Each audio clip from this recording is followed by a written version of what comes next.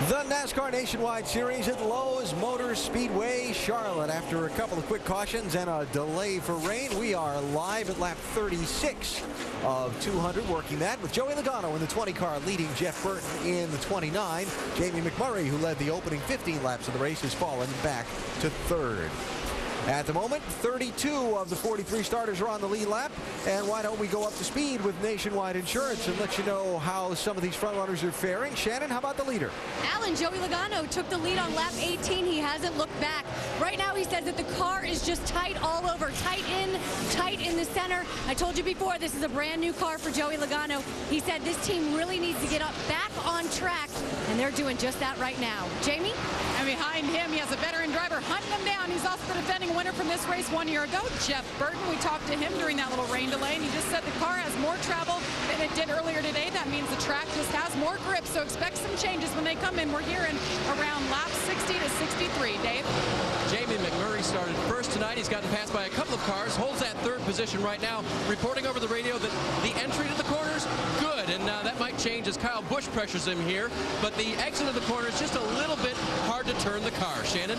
Well, Kyle Busch started this race 16th, and it's no surprise that he has made his way through the field. What is a surprise is that this team actually had motor problems in Friday's practice. They spent all day Saturday trying to determine what was wrong. They didn't feel that they figured out, thought that there may be some problems in this in tonight's race, but of course right now Kyle Busch making his way through the field. Jamie? Behind him, the 60 of Carl Edwards. He started third, currently fifth right now. They said they have a great car. Drew Blickensderfer, his crew chief, told me with 5 to go, if we have any shot at this championship, we're 196 points out. We have to be more aggressive, take more risks, and make ourselves different tonight. So watch Carl Edwards try to get aggressive as he tries to go to the outside of the lap car. Mike?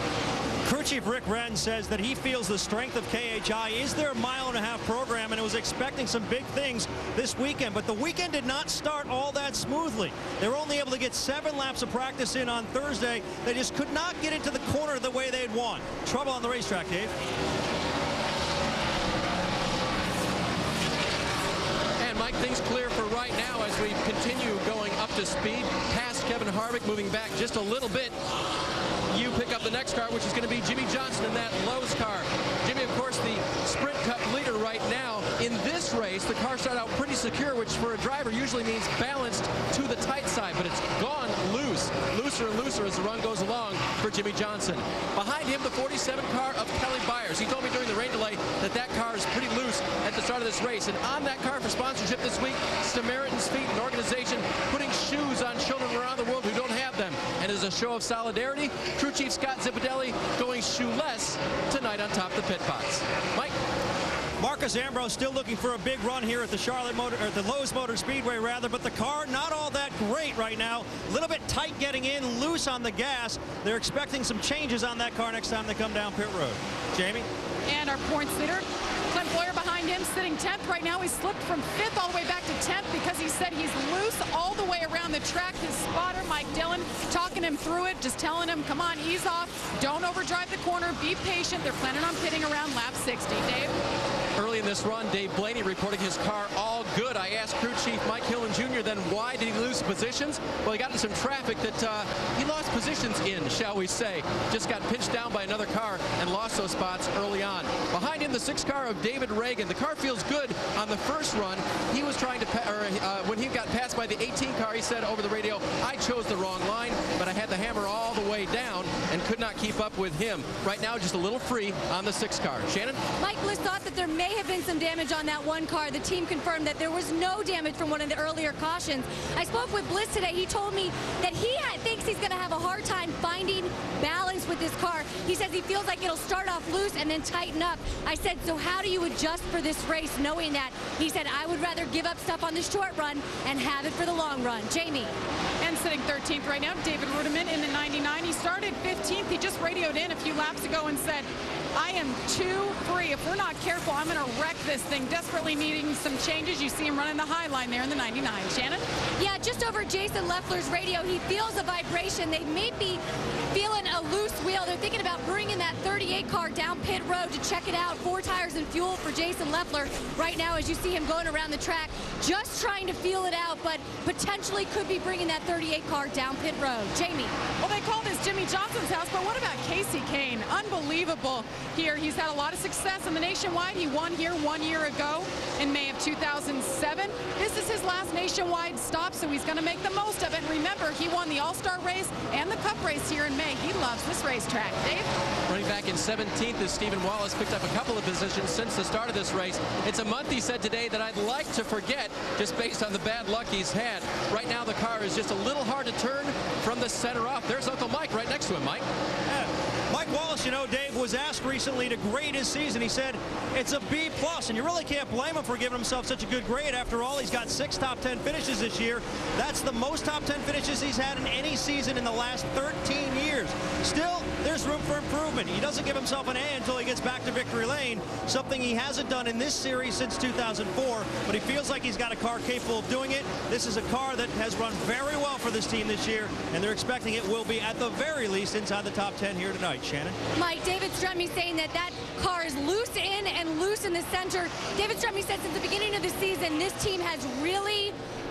Guys, we've got an exchange for the lead. As you see the 29 car right there going to the high line, trying to get around the 20 car of Joey Logano, and he takes the lead from Joey Logano. Now we go back to David Strumme, who feels that this 64 team really has gelled in every aspect, team chemistry on the track. He says, I feel like we're closer to victory lane now than we have been all season long. Mike. Brian Vickers trying to make a statement. He had to start in the back of the field in a backup car after a mishap in qualifying. Radioing in right now, though, that the car is a little bit too tight. They're going to need to free that up next time down pit road. Also, not too long ago, he said he felt like there might be a vibration, so there may be a bigger problem developing on the 32, Doc. Brian Vickers, our biggest mover thus far in the race in the first 48 laps. Brian has picked up 22 positions, so doing a heck of a job in the backup car. You saw a moment ago Jeff Burton, the third lead change of the night. And now we look like we may be having our third caution flag of the night, as it indeed does wave here. Kevin Moss waving the yellow. Some debris in turn 4. And also the 38 car has popped. Not that bad. I mean, unless there's suspension damage, the fender's pushed in, of course, but not too bad. And we heard that they might have had a tire going down, and were concerned about a tire going down. They had a vibration. They didn't know what it was. But now he's been in the wall. Looks like he might have a little bit of suspension damage. I think we might know where the vibration was. If we can see what happened to Jason. Coming off the corner, the car just didn't turn right there, so probably that right front tire was going down. Whether that was from the tire possibly not being tight. The 19 car will get the Aaron's Lucky Dog free pass. That is Chase Miller. He's the first car a lap down and be able to get back on the lead lap. Now this caution flag at lap 49, we should see once the pits are open, we should see wholesale pit stops. Everyone should be coming in for 4 tires, and now the pits are open as the pace car will bring them around. And Jeff Burton, Joey Logano, Kyle Busch, Jamie McMurray, and Carl Edwards, the top 5 as they head down for our Castrol triple pits. Let's go down to Shannon. Yeah, Joey Logano saying that car's a little bit tight for him. He's going to get 4 sticker tires. They're going to make a wedge adjustment too with that 20 car as Joey Logano is bringing his car down pit road right now, guys, for his first pit stop here at Lowe's Motor Speedway on this 1.5-mile track. Jamie. Oh, and below him in the 29, you see Jeff Burton, one of 6 chasers in the field tonight. He said the car is pretty good. It's a little bit tight, so they're going to make a left front air pressure adjustment. 4 tires and fuel for Jeff Burton. Dave? Bottom of your screen, early race leader Jamie McMurray. Full of Sunoco fuel if they put 2 cans in it. 4 tire change. They will take spring rubbers out of the left rear. That'll help the car on that tight exit he was talking about. 1, 2 come out, and 4 tires go on. That'll cost him a little time as he leaves pit road. The Joe Gibbs cars came out right together. Logano and Kyle Busch, they came out nose to tail.